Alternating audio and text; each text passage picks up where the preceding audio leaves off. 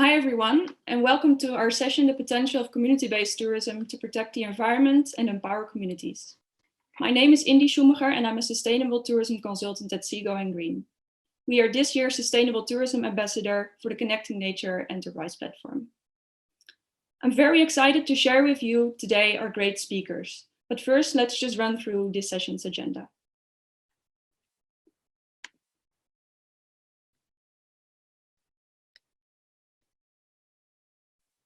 Here's a brief overview of our session today. I'll give an introduction on Seagoing Green, followed by a short introduction on defining sustainable tourism, community-based tourism, and nature-based solutions, including what we will be focusing on today specifically, which is supporting human well-being and the environment through community-based tourism and nature-based solutions. Then I will give the floor to our speaker, Charlotte. We'll round out this session by opening up the floor to a 20-minute Q&A with Charlotte and community representatives. So please feel free to drop your questions in the chat during our session and we'll get to them at the end. So Seagoing Green is a sustainable tourism consultancy in Amsterdam, the Netherlands, and we operate globally. Seagoing Green was founded in 2017, the same year UNWTO declared the Year for Sustainable Tourism. It's our mission to alleviate the negative impacts of the tourism industry on the marine environment. We do this by working directly with marine tour operators such as river cruises, yachting companies, coastal hotels, but also work on the public sector at destination level. Our team specializes in carbon footprint measurements and building sustainability strategies from there. We then help implementing those strategies, facilitating trainings and branding and partnership opportunities with other sustainable products and services within our network. We help our clients create baselines and set and achieve milestones, such as, for example, reaching CO2 neutrality, but could also be going plastic-free. We can see that sustainability and sustainable tourism offerings are only continuing to grow as many travelers are coming to the conclusion that sustainability is the only way forward to ensure the health of our planet. Tourism is set to reach 1.8 billion international arrivals by 2030. And before COVID, we saw tourism booming in every corner of the world. And while this generated a lot of income, the environmental health of destinations was severely degrading to the point of being shut down in some areas, like, for example, Maya Beach in Thailand and Boracay in the Philippines. With travel brought to a halt, we saw biodiversity thriving again in areas where it hadn't for years. It has become more obvious than ever before that in order for tourism to be able to continue, we must rethink our actions. And changes must be made to adapt for the balance of people, planet, and profit. Post-COVID-19 tourism is expected to return to the levels that we saw prior to the pandemic, a few years from now. So now is really the moment to set the course right for the tourism sector and embrace responsible behaviors. This session will dive into community-based tourism and its potential to incorporate nature-based solutions. Too often, communities depend on the incomes generated by tourism, yet they are not directly involved in the management of it themselves. This can lead to stage authenticity, but also to undesired commodification of cultures, and in some cases even to exploitation. Luckily, this is where community-based tourism, or CBT, can make a real difference due to its bottom-up character. Community-based tourism has been described by scholars Donny and Noor as a platform for local communities to generate economic benefits through offering products based on local communities, lifestyles, natural resources, as well as cultures. A very important aspect of CBT is that it empowers the community by giving them the tools and skills to become CBT leaders themselves. This session is the second part of our series on the different forms of sustainable tourism. As ambassadors of the Connecting Nature Enterprise Platform, we are engaging with practitioners and experts in the tourism industry to discuss how nature-based solutions can be incorporated in the tourism sector. But what are nature-based solutions? Nature-based solutions are described by IUCN as actions to protect, sustainably manage, and restore natural or modified ecosystems that address societal challenges effectively and adaptively, while simultaneously providing human well-being and biodiversity benefits. We can see that nature-based solutions are increasingly applied in design and for sustainable tourism development. But of course, nature is also already at the core of many communities. As the livelihood of many communities depends on these natural resources, ways need to be found to protect these precious resources while empowering the communities to manage local tourism themselves. This session will dive into the potential of CBT to incorporate nature-based solutions to support human well-being and protect precious ecosystems, which are essential for communities and are at the core of the ecotourism product. Joining us today will be Charlotte Lauwman-Vogels, who is a community-based tourism expert and the founder of the non-profit Fair Tourism in the Netherlands. She will tell us all about the community Goed Verwacht and about her own experiences with developing CBT in the community Huay Phuket in Thailand. After her presentation, representatives from Huay Phuket in Thailand and Goed Verwacht in South Africa will tell us about their experiences with CBT. We will also have a 20-minute Q&A session with Charlotte and the representative, so make sure you stay tuned for that and feel free to drop any questions in the chat box below. Charlotte, would you like to take the floor and tell us a little bit more about these projects?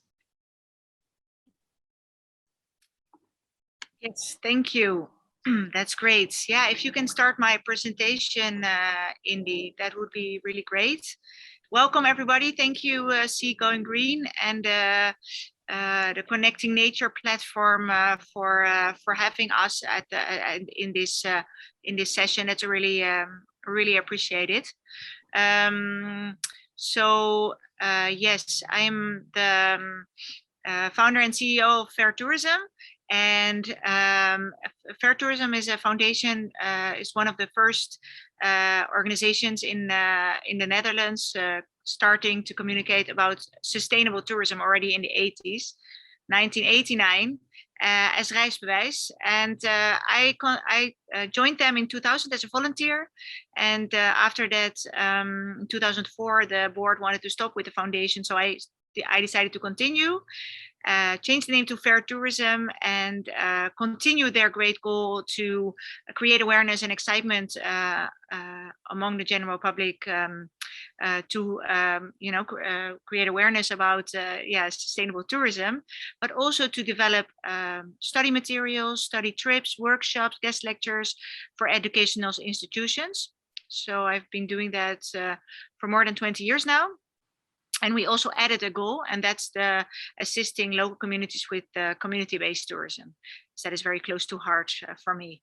Yes, we are now a team of 15 people with a lot of volunteers, interns, and thesis students, which is really great to have such a big team working on all our endeavors. Yeah, thank you. Next slide. Great. Yeah, so if we're going to watch 3 videos, very short videos, but have a look so you get a little bit more acquainted with the projects of Goed Verwacht and also in Huay Phuket, and to have a little bit background before I tell you a little bit more about it. So thank you, Indy, for starting that.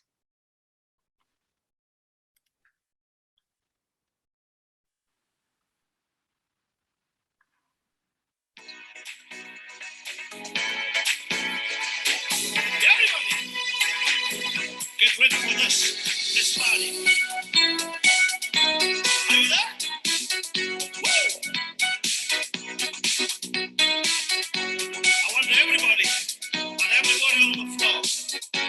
Let's move it now. Wash you wear my trouble, wash you wear my tears. I'm on my way. It's gonna be a bright, sunshiny day. It's gonna be a bright, sunshiny day.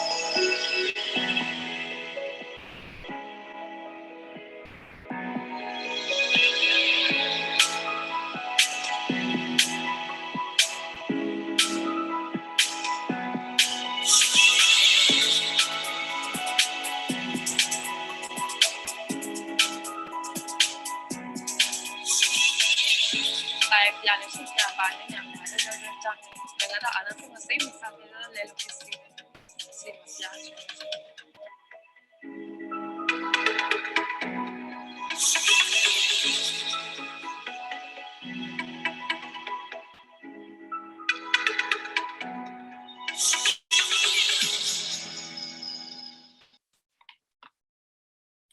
Investeer niet je geld in Bitcoin. Doe het alsjeblieft.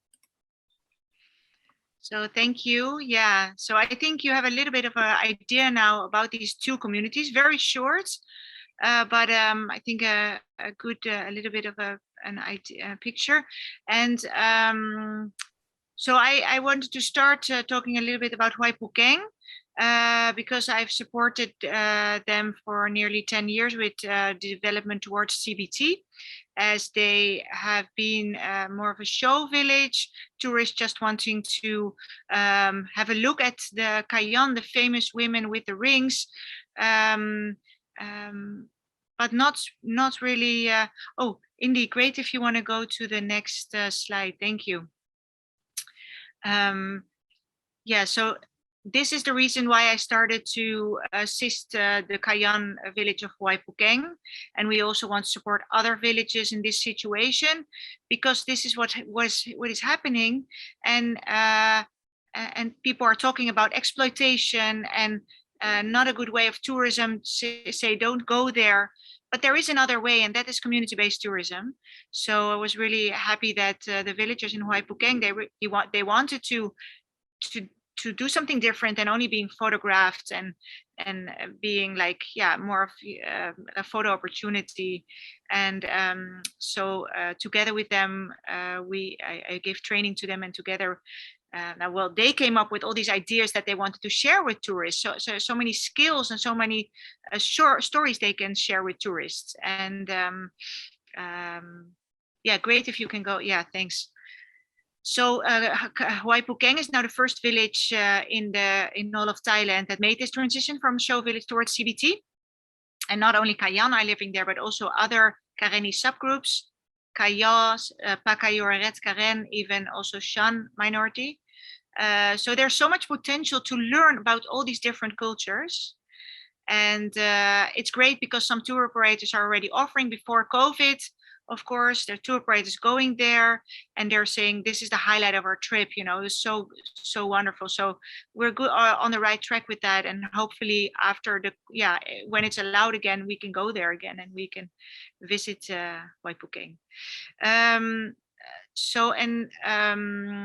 Yeah, because CBT makes your holiday unique and special, and it embraces cultural exchange, and it's also about economic social empowerment for the locals.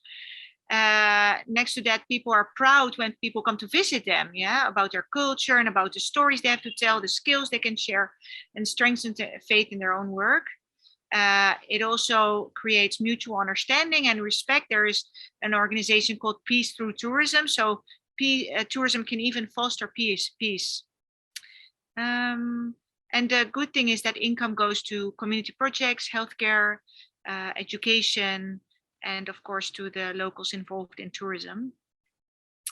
And what is, yeah, can you go back? Sorry, Indy, can you go back for 1 second? Absolutely. You see on the right-hand picture, you see the Kayan New Year. And this is really a very special celebration every year you can learn about. And it's really based on animism, nature gods, that Karenni people believe in, and it's really amazing to hear all their stories and to celebrate with them. Although for hopefully for 2022 it's possible again.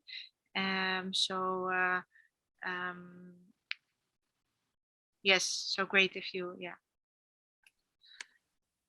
So they all the skills they have, like making bracelets, making earrings, making wood carving, things from bamboo, scarves. And if you see them making this, you're like, oh, it looks easy to do. But if you try it yourself, you feel, okay, it's pretty hard to do, and you get more respect for their life and making this. And it's really amazing to make these products with them, and you can learn about why they make it, so yeah, that's I would definitely recommend that. And yeah, and all the workshops and activities, they all came up with that, and it's on our website also here. I've added it, all the different activities that you can do whenever you want to go to Hoi Pukeng in the future. Yeah, thank you. So when we talk about CBT and nature-based solutions, for both communities, Goed Verwacht and Hoi Pukeng, it's very important because they are based in, they're surrounded by nature. Like Hoi Pukeng is situated in a national park. So they have to be very careful with the nature. They cannot cut trees, only maybe smaller trees for own use or bamboo. But for the rest, they need to permission, like how to say, a permission to cut trees, and they have also regular cleanups. So when I was there in 2019, just before COVID hit, we organized a cleanup, and it was so easy to do. I just asked them the night before when I was giving training, shall we clean up the village? And the next day, so many kids, women, men, everybody came together, and we cleaned the village. I think in 1 hour, cleaned the whole village. So that's also a fun activity to do, and really helps the community to keep clean. And it's fun that and it's so easy to organize instead of needing social media to get all these people joining. So that's really amazing and fun. And what they have a tradition for Mother's Day, that to plant trees. And as tourists, you can also join them in tree planting as they want to plant more trees in the area. Because of the COVID, they are really also dependent on the agriculture. So when no tourists are coming, they can still have some income through agricultural activities. So that's also a very important lesson for CBT, to not be dependent on tourism, because it can fall away, you know, because of COVID or other reasons. So you need another income source. And they're in the mountains. Mae Hong Son is a very mountainous region, most mountainous region of Thailand. More than 80% is pristine nature in Mae Hong Son. So it's really beautiful. And also the drinking water comes from the mountain stream. And if you visit, you can go with them to see where that is. So yeah, thank you. Great if you, yeah. So about Goed Verwacht, I've been there. I haven't assisted them with CBT. They have so many people there supporting them already, which is great. But I have visited them also in 2019, early 2019, with my husband, and I've stayed with Daniela's house homestay, who is also here on the right-hand side in our webinar today. On the picture, yeah, really nice. And still, we are still friends. You know, at the end of the video of Goed Verwacht, you come as visitors and you leave as friends, and I totally believe that, and that's so also in this case. And so it's 1.5 hours north of Cape Town, the west coast, sorry, and it has a very interesting history. Has been a Moravian mission station since 1889, and most people are for Khoisan descent. And we'll also send some information, a nice PDF with all the information after this webinar, so you will receive it. Yeah, thank you. If you want to go to the next slide. So it's surrounded by beautiful nature. They also have a lot of agriculture. They have the Cape Camino there. So that's like the Camino trail in Europe, from the Santiago to Santiago to Compostela, but then in South Africa. And they pass by Goed Verwacht. And they are also having all these activities like farming, tourism, small business, like shoemaking, cultural preservation, and social development. So also a very interesting community to visit when you're in South Africa. Yeah, and about Indigenous people, which is many people I don't think they know, is that around 5% of the people in the world are of Indigenous descent, are Indigenous people, but they safeguard around 80% of all the biodiversity in the world.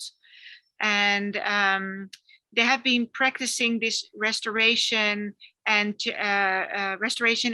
regeneration for millennia. So we can learn so much from Indigenous wisdom. And CBT has so much potential to incorporate nature-based solutions. And a good example is, for example, the human-wildlife conflict in Africa, with all the problems like in Kenya and other countries, that the indigenous people are taken out of they are not allowed in the national parks because for tourism, but they have all this wisdom. They've lived with them for all these millennia in a good way, and now because of tourism they cannot enter a wildlife area. So this is something post-colonialism we should not support, and it's very important that indigenous people are also benefiting from wildlife, for example, via tourism, instead of, you know, not being able to be part of it. And CBT really relies on nature. It's really important. So to conclude my story, because we have so many other people want to say interesting things. So my dream would be that there are no show villages anymore in the world, to go from exploitation towards empowerment, and tourism as a choice instead of forced labor. And yeah, you can learn from each other. That's I think from tourists and hosts can learn from each other, and then you learn, if you get to know them, we're all equal. There's an important role for women, I think, in for also gender equality in CBT. And I think I'm really grateful that CBT is on the rise, because 20 years ago when I started working, it was not, and now it is. And I'm really great that so many people are working on this. And yeah, please pass it forward, and thank you for your attention. Yeah. Thank you so much, Charlotte.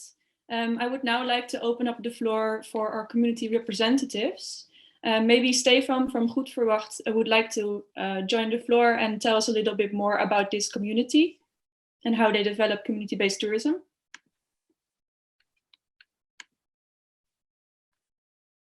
I think you're on mute, Stefan. Here we go. Greetings, everybody. Thank you for joining.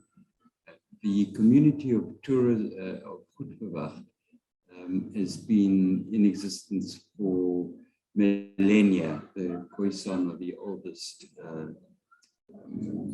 indigenous people in Southern Africa.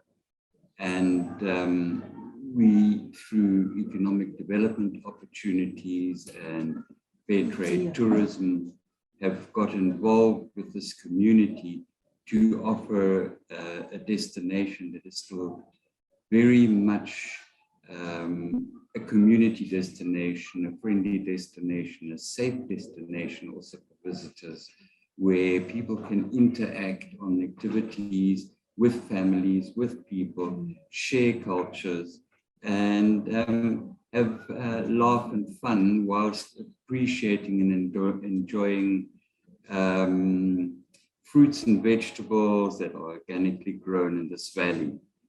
Originally and still today, the Goed Verwacht Valley is virtually self-sustainable. Should we have any other major tragic instances or pandemics.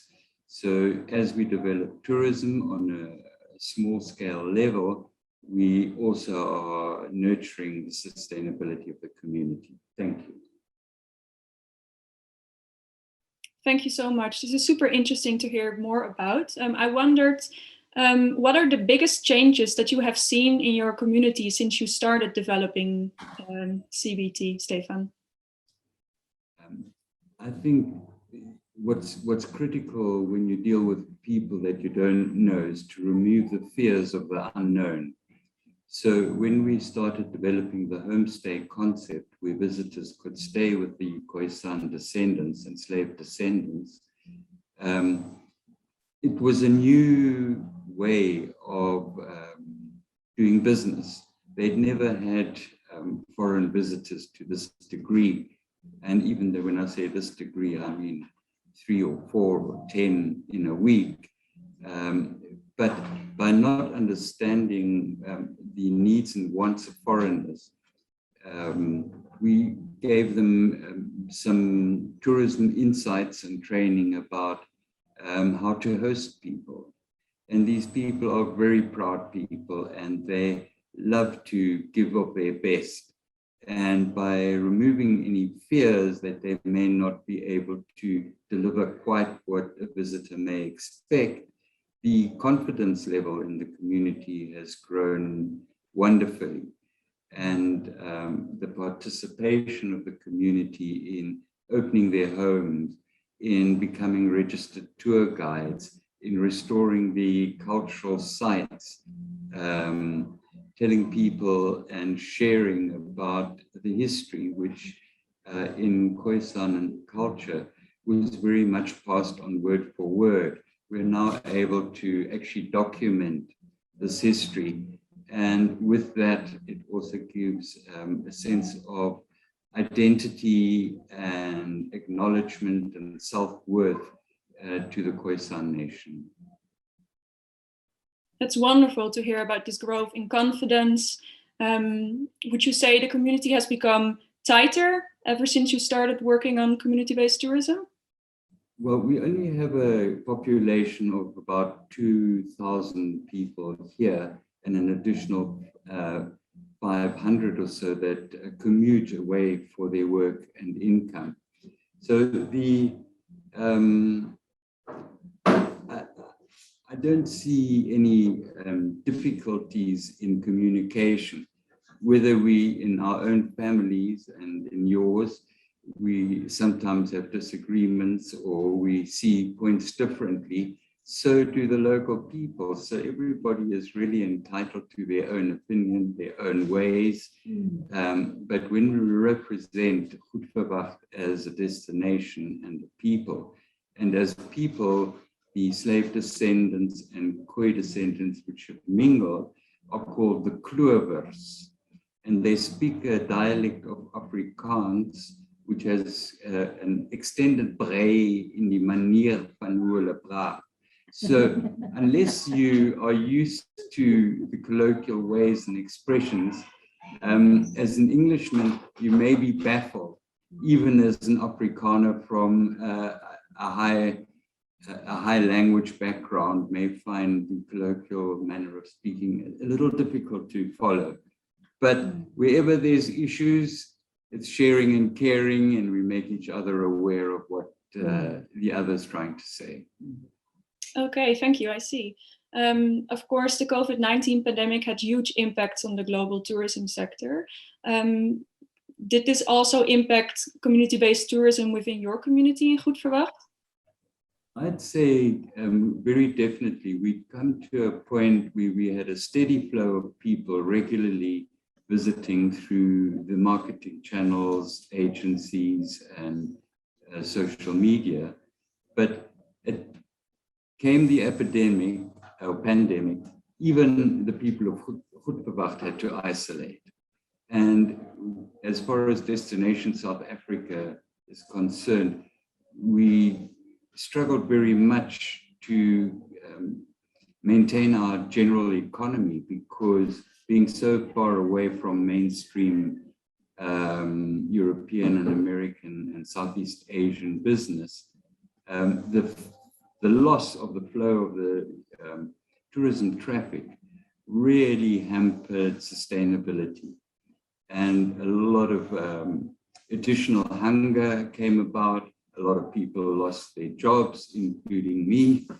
And that was, for example, even though I'd been working with a tour operator supporting community developing as part of our giving back, when there's no business, institutions start to fail.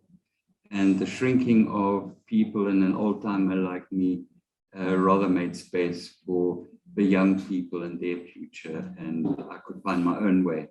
So it brought about a relationship through the tourism development and the homestay development, finding out about a watermill that had been in non-working condition for over 90 years, finding out that there was a traditional shoemaker here once upon a time, making handmade, beautiful custom-made footwear and accessories.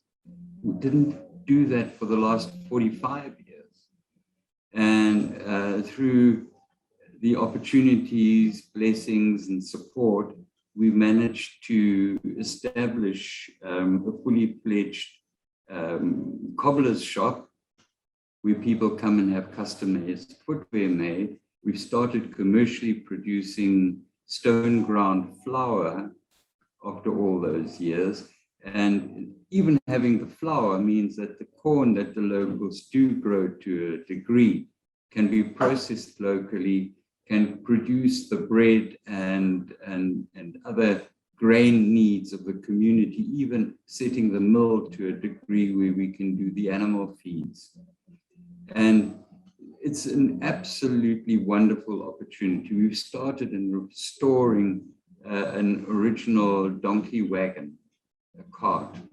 And initially, especially the older people, because most people walk here and the roads are dreadful because of lack of maintenance, due to the infrastructure not upkeep. But the original donkey cart or ox wagon was the way that people commuted here. And today, in the next 2 months, we've already got the donkeys. We're looking for additional subsidies, funding, and stakeholders to help with certain of the community projects underway. But the donkey Uber taxi will be back in production and carrying people from one end of the village to the other. And visitors can do historic tours, leisurely sitting on an ox wagon, moving past the community through the fields to the historic sites, rather than just doing a walking tour. So that's just a little touch. It's great to hear how you can incorporate your own culture and share this with other people. I was wondering, because we also have I Am Wang from Huay Pukeng here today. Thank you so much for joining us all, to the community representatives, by the way. I was also wondering, how have you seen your village in Huay Pukeng change ever since you became a community-based tourism leader? Thank you for your question, and also I'm very excited to meet all of you. And I haven't been like to meet a big group like this before, but I will do the best that I can. So, and also sometimes my English pronunciation will be not international for you, but I think you should understand for me and forgive me. Yeah. So since I heard from the Charlotte, she said that she worked with fair tourism, worked with the Huay Pukeng village 10 years already. But that time, I'm not involved with the tourist like CVT group. I just start with the CVT when I was since 2016. So this time when I start with the CVT, I have seen some change in my community. Like before, the tourists, they just come to the village, just take a photo, like Charlotte explained before, just take a picture and like buy something, or sometimes they don't buy something and they take a picture and they go back just 1 hour and go back to the like to Mae Hong Son or the other place. And after that, so when we start the CVT, so the villager, they can share more their information, information about our village, also their history, where they are from, and why they are coming to the Thailand, also like that, more than that, the information they want to share. So we can like make exchange the knowledge with the tourists, and also they can share their own skill. Before, they don't have their own skill. They have, but they don't do the CVT. For the girl, they just weaving and selling, and they don't teach to the tourists. When we start with the CVT, like the tourists come, also the tourists they teach to the tourists. Also, tourists, they can know how it hard for get one scarf to get one scarf when you weaving. Sometimes when you just looking for the things that very easy, and when you do, it take a long time.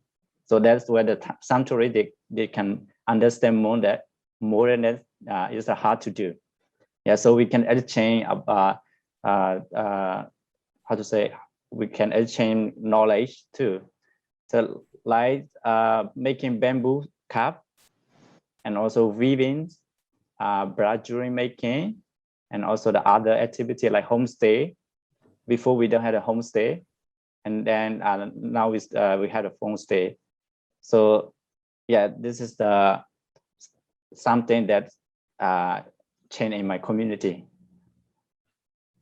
Thank you. And would you have any tips, one for potentially other communities that are present here today, that are participating in this call, and that are asking themselves, how can we start community-based tourism in our own community?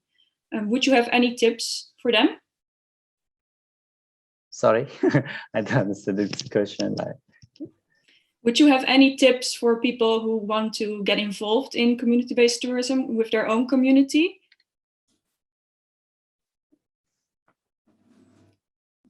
Like maybe Imong,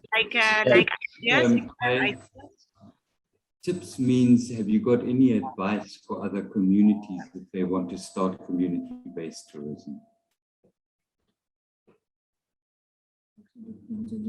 I can also ask Charlotte, since she has been involved in the development of CBT in Hawaii, Phuket.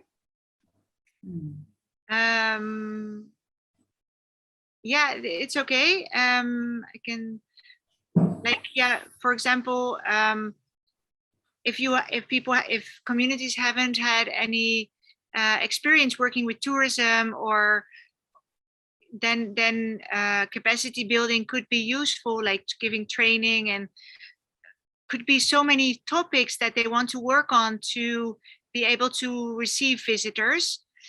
And a foundation like Fair Tourism can help them with that. That's our work. Next to on giving classes at educational institutions, we also support communities with capacity building. So that could be a possibility.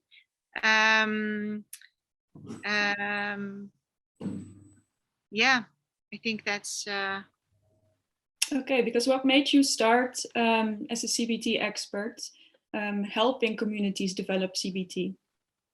Well, I love traveling. I think since I was a child, I lived in abroad as a child. Also, I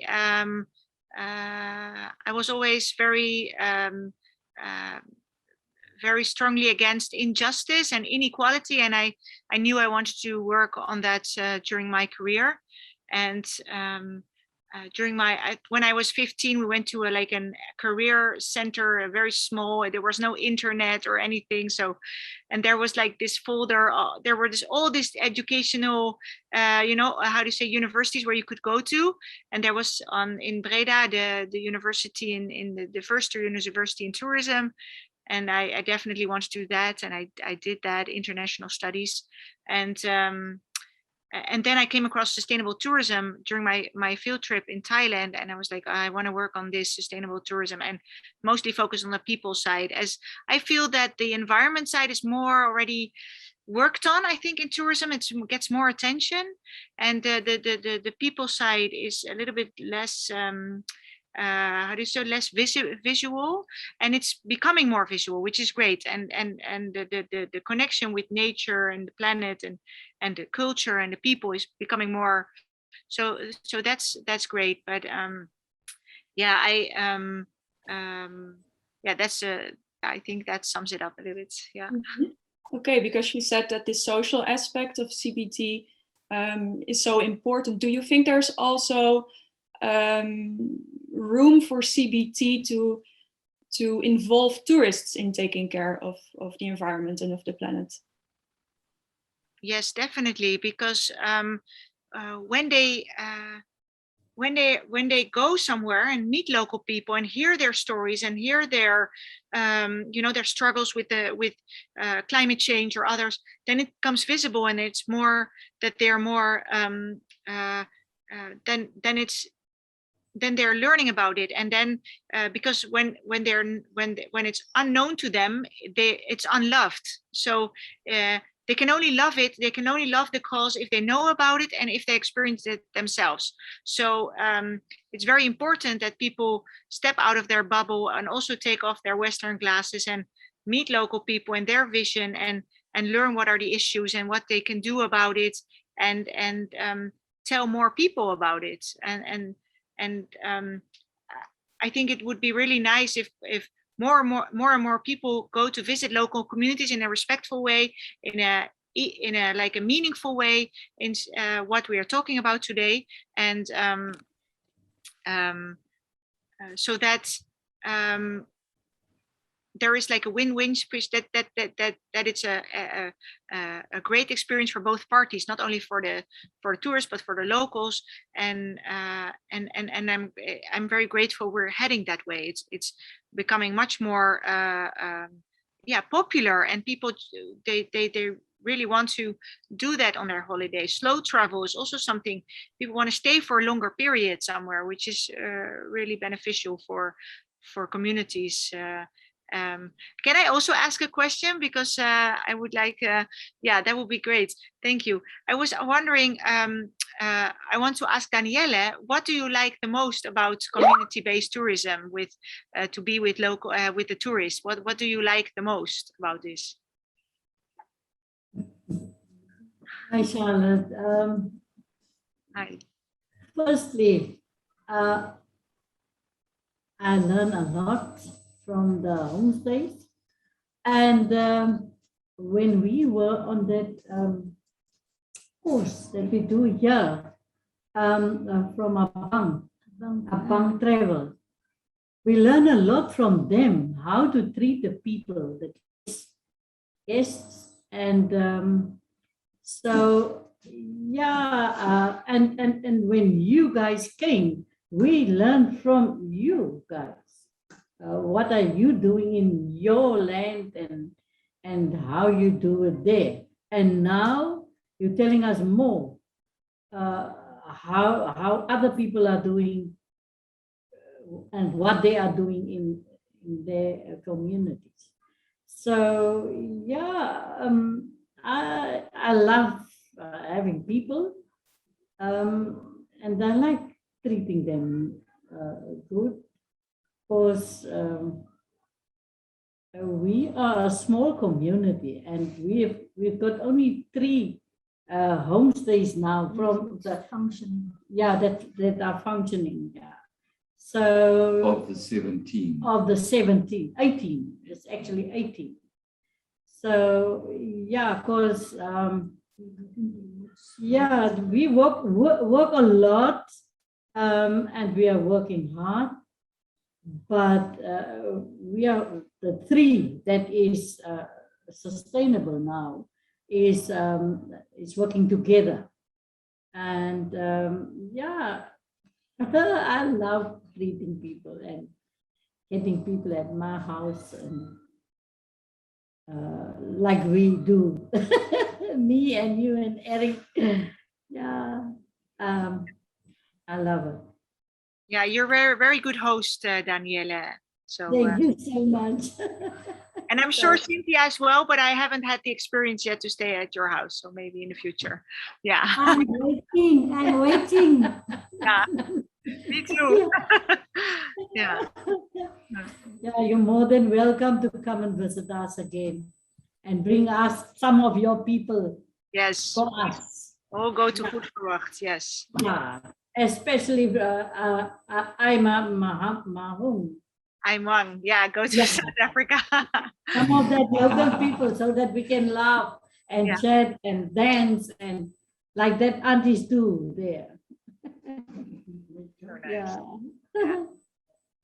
You know, with the COVID scenario, and we all had to look at our own ways and our own ways of communication. And South Africa as a destination decided, let's prepare ourselves for the days beyond COVID.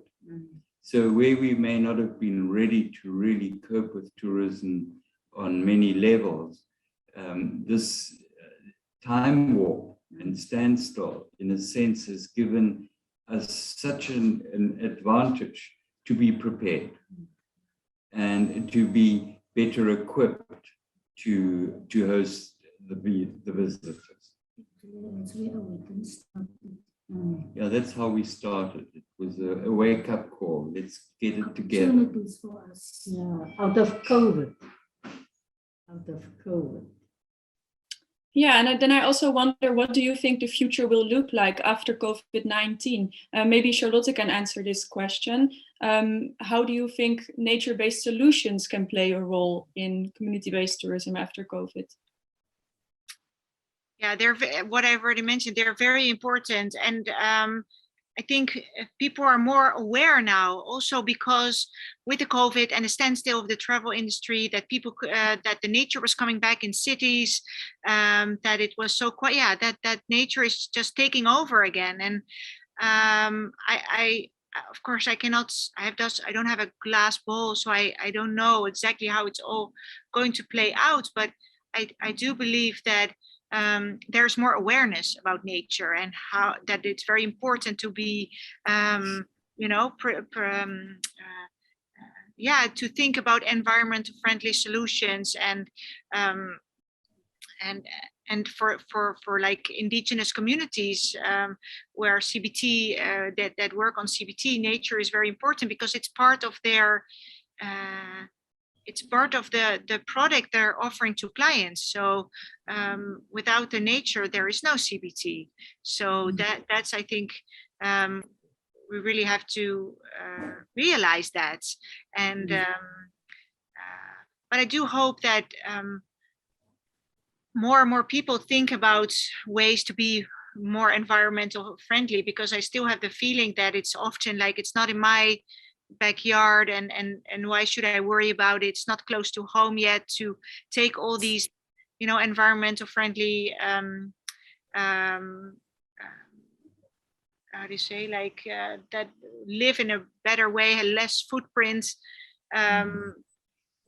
Still a lot needs to be done, but I think we can learn a lot from the indigenous people because they have lived with nature for millennia and done it in a very respectful way for nature, and we can learn from them in that. Yeah. That's great. Yeah, I also got some questions from the audience, some interesting questions. Ellie is asking, what are some of the main obstacles to community-based tourism? Maybe one of the community representatives can answer these questions. Obstacles. I think communities are unaware of what tourism experience is about by a visitor because they may never have left their village. And when we look at, and I've been privileged to be involved in other Southern African communities in their structure development. And one of the first questions I asked is, what diamonds do you have here that make you special? And when a community never thought about their own specialness, about their own uniqueness, and about the hidden treasures that they hold, because they never thought they were treasures at all. They thought it was just part of their way of life. But for people from the outside, like learning the weaving with Ayoma, like our ladies and mothers out of the Rita, which is long grasses that grow along the riverside, they weave skipping ropes. They use the reeds to make brooms. It just is an idea. And before you thought, well, everybody's got a good old reed broom. But how many people still today in the outside world have a reed broom? And it's a nice way because they work very efficiently. You know, little things like that become something that how to make a roosterbrood that is a dough-baked cookie or roll that's made on the open coals. And we ask our visitors, come and join us. We'll show you how to make the dough and let it rise. And then you can do the quick turning until you've got the most delicious buns. And if in your community you also have livestock like cows, for example, how about enjoying them with freshly made butter and with jams picked off the trees that grow here, or caramelized fruits that become absolute sweet treats. How many places in the world do people still have that luxury of those handmade treats? So yes, find your diamonds, find your treasures, preserve them, but make them accessible for people to see under guided care. Absolutely. Thank you so much for answering that, Stefan. There's another thing which many communities are privileged to have, and that's endemic flora and fauna. And much of that are herbs. And we, for example, do tours where some of our herbalists who pick and even export their herb mixes against also COVID, for example, as a protection, and take people on walking tours into the mountains and show them what the live herbs look like and how they get dried and concocted and packed. So there's many things that communities have that we in our cosmopolitan city life have forgotten. That's a great point, and a great example of how nature can be at the core of your tourism product. And I can imagine also that it's nice for your community to be able to manage it yourself and tell the people visiting about it. Yeah. Okay. Well, thank you everyone for attending our session. I will close it off now. Our next session will be led by my colleague Melissa, who will dive into the newest virtual technologies like VR tours that are being used for integrating nature-based solutions into sustainable tourism. So make sure you stay tuned for more details on this session. And for now, I would like to wish you all a very good day. And we will send you a follow-up email with some more information on both these communities, so you can reach out to them if you want to learn more or visit them yourselves. For now, I would like to thank our speakers and all of you attending, and have a very good day. Thank you so much. Thank you. And have a blessed weekend. Thank you so much, everyone. Thank And you. stay safe in this COVID time.